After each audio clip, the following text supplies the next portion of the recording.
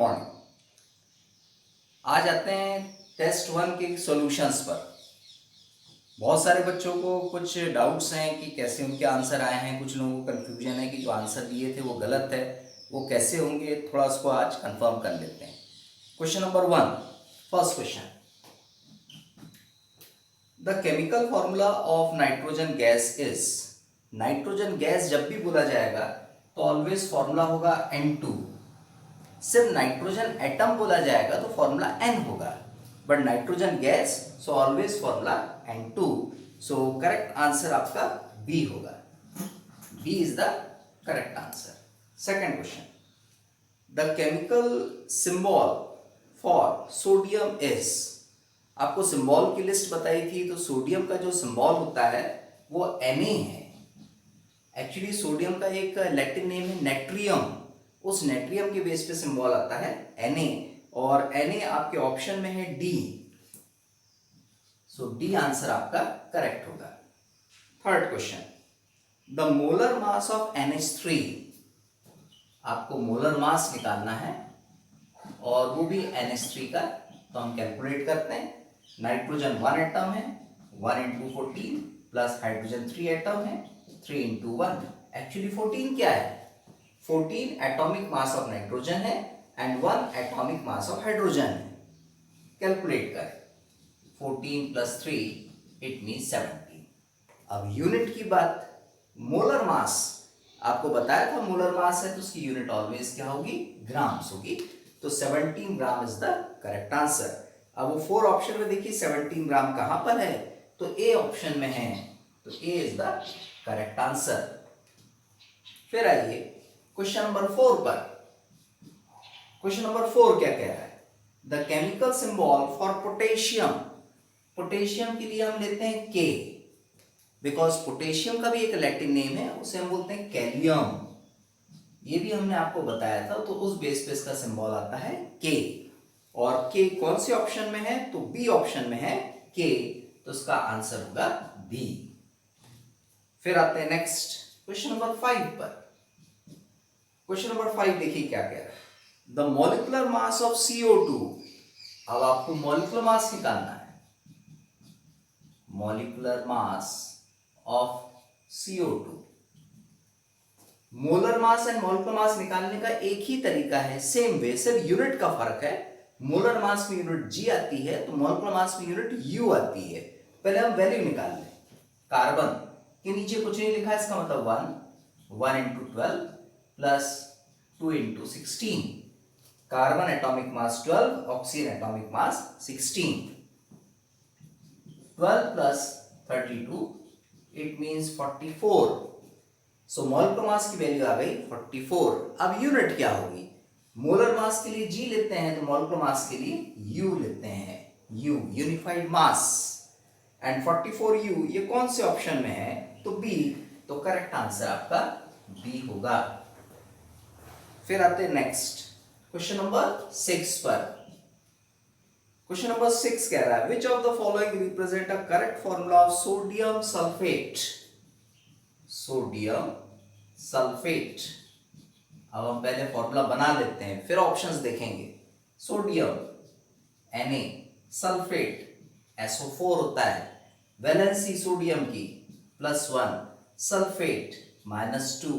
1 को हम यहां लिखेंगे एंड 2 को हम यहां लिखेंगे, तो फॉर्मूला देखिए क्या बना, Na2SO4, और 1 लिखना है तो पैरेंथेसिस लगाने की जरूरत नहीं, डायरेक्ट फॉर्मूला यही होगा। अब उन 4 ऑप्शन में चेक करें कि Na2SO4 कहां आ रहा है। Na2SO4 आ रहा है सी ऑप्शन में, तो करेक्ट आंसर हुआ सी। फिर आते हैं नेक्स्ट क्वेश्चन पर। Next question number 7, what is the name given to the number of 6.02 × 10⁻23। जब आपको मोल कंसेप्ट बताए थे तो उसमें ये नंबर आपको दिया था, और इस एक नंबर का एक विशेष नाम है, वो है एवोगैड्रो नंबर। ऑप्शंस देखिए, गोल्ड नंबर नहीं जानते आप, मैजिक नंबर नेक्स्ट चैप्टर में पढ़ेंगे, एवोगैड्रो नंबर ये है, क्वांटम नंबर 11th क्लास में आपको पढ़ना है। सो सी ऑप्शन इज करेक्ट। अब आइए क्वेश्चन नंबर 8 पर। Which of the following represent a correct name of K2SO3? K2SO3 का करेक्ट नेम, K से तो मीनिंग कंफर्म है, K मीन्स पोटेशियम है। अब रही बात SO3 की, SO4 को हम सल्फेट कहते हैं, 8 सफिक्स 8, और इसमें ऑक्सीजन लेस है इसकी कंपैरिजन में, एक ऑक्सीजन लेस है तो आइट हो जाएगा वो, इट मींस पोटेशियम सल्फाइट, ये इसका नेम, आइट सफिक्स लगेगा। एंड पोटेशियम सल्फाइड ये कौन से ऑप्शन में है उसे हम देख लें, तो डी ऑप्शन में है पोटेशियम सल्फाइट, सो डी हमारा करेक्ट आंसर होगा। फिर आते हैं नेक्स्ट क्वेश्चन नंबर 9 पर। क्वेश्चन नंबर 9 क्या कह रहा है?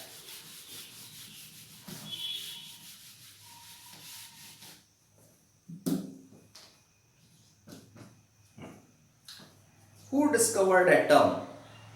डॉल्टन एटॉमिक थ्योरी आपको बताई थी, उसमें आपको बताया था कि डॉल्टन ने एटम को डिस्कवर्ड किया था, तो 4 ऑप्शन में डॉल्टन बी नंबर पर दिया है, मतलब बी आंसर इसका करेक्ट होगा, डॉल्टन, जॉन डॉल्टन। फिर आते हैं 10th क्वेश्चन पर। How many moles are present in 36 gram of water? How many moles, moles आपको निकालना है 36 gram of water, it means mass of water दिया है आपको 36 ग्राम, यही हम निकाल लें molar mass of water. Hydrogen 2 atoms हैं, सो 2 into 1, ऑक्सीजन 1 है, 1 into 16, 2 plus 16 it means 18 grams, ये हुआ। फॉर्मूला हमें पता है, mole equals to mass upon molar mass, ये हम फॉर्मूला यूज करते हैं, वैल्यूज पुट करें, मास 36, मोलर मास 18, सॉल्व करेंगे 2 मोल, आंसर होगा 2 मोल। 2 मोल देखिए क्वेश्चन नंबर 10 में डी ऑप्शन में दिया है, सो डी आंसर हमारा करेक्ट होगा। अब आते हैं क्वेश्चन नंबर 11 पर। What is the mass of 2 moles of methane? What is the mass, आपसे मास पूछा है, एंड 2 मोल्स, मोल्स की वैल्यू गिवन है 2, ऑफ मीथेन, तो हम मीथेन का मोलर मास निकाल लें पहले, molar mass of methane CH4, carbon का एटम 1 है तो 1 into 12, 12 means atomic mass of carbon, hydrogen 4 atom है, 4 into 1, 12 plus 4 it means 16 grams. अब फॉर्मूला लगाइए, mole equals to mass upon molar mass, ये फॉर्मूला है, मोल की वैल्यू पुट करें 2, मास निकालना है, molar mass 16, so 2 into 16 equals to mass, it means 32 grams, 32 grams answer होगा 11th क्वेश्चन का, एंड ए ऑप्शन में दिया है 32 grams, correct answer is a. अब आते हैं क्वेश्चन नंबर 12 पर। क्वेश्चन नंबर 12 थोड़ा देखें क्या कहता है।